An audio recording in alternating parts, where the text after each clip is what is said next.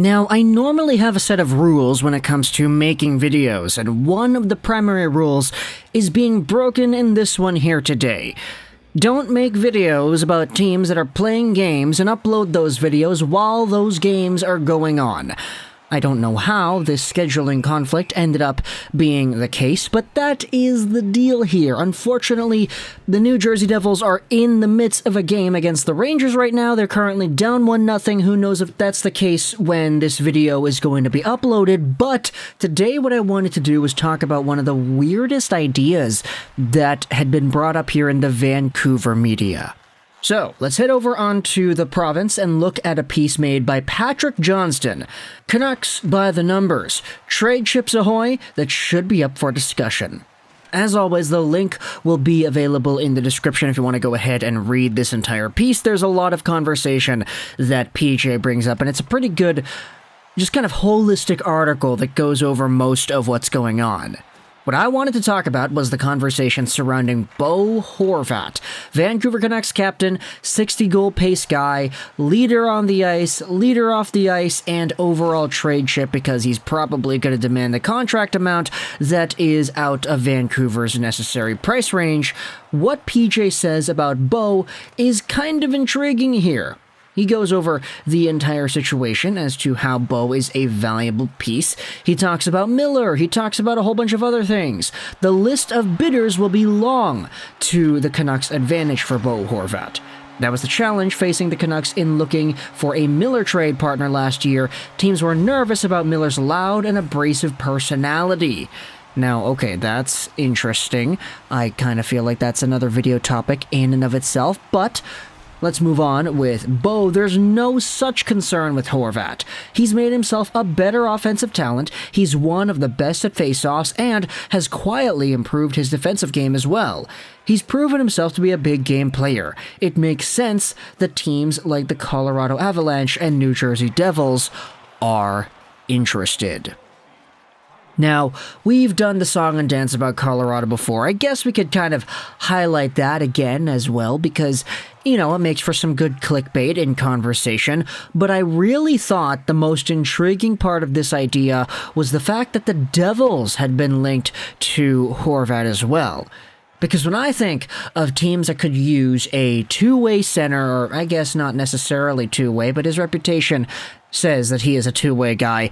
When I think of teams that could use a north-south sniper, a guy that can win faceoffs, who isn't really the most amazing player defensively, but who goes out there and puts in somewhat of an honest effort, who kind of gets caught once in a while because he's really fast and he kind of pinches in a little bit too much once in a while too, I don't necessarily see the Devils as being a team that fits that description. You have Jack Hughes already, you have Nico Hischier already. Acquiring a guy like Horvat and having one of these three guys being forced to play third-line minutes kind of goes against the entire idea as to what makes this sort of a trade valuable in the first place.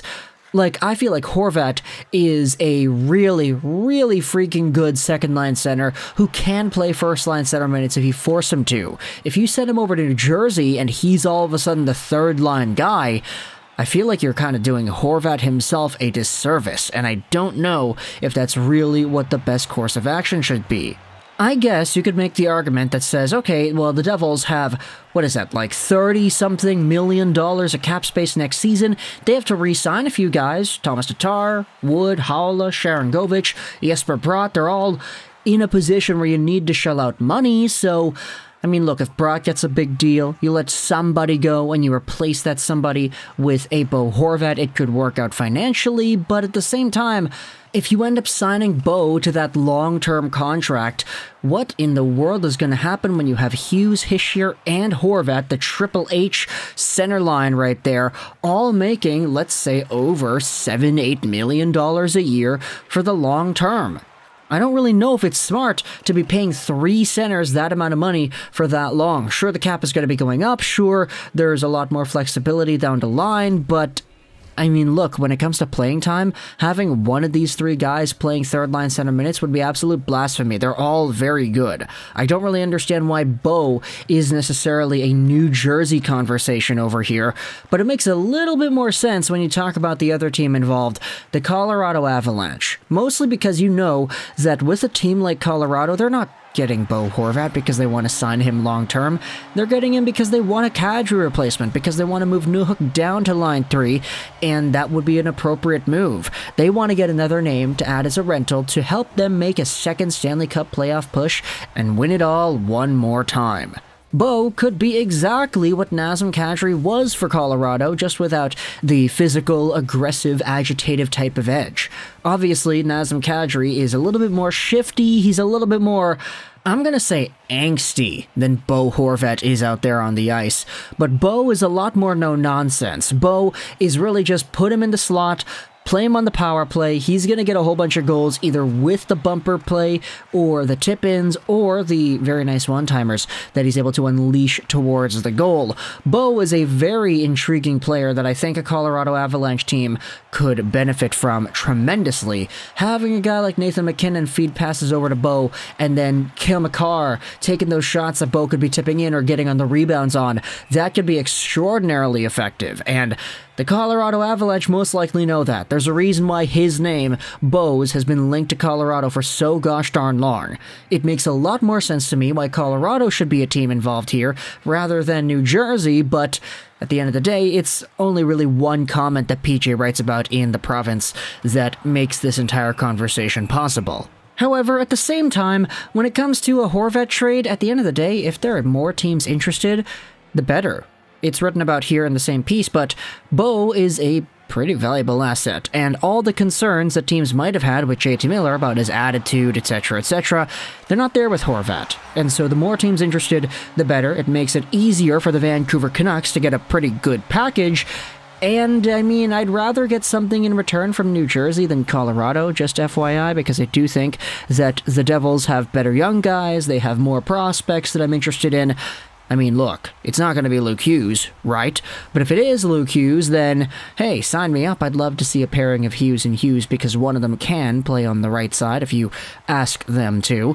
Colorado, while they do have some guys that I think are intriguing, Oscar Olausson is a guy whose name comes to my mind right away. I definitely do like the quantity of New Jersey prospects that are noteworthy rather than Colorado. Shakir Mukhamadullin, for all the hate that that guy gets, he's still a prospect that is worth something. You have Seamus Casey, who is a guy that I would love for the Vancouver Canucks to snatch in some sort of a trade with the Devils.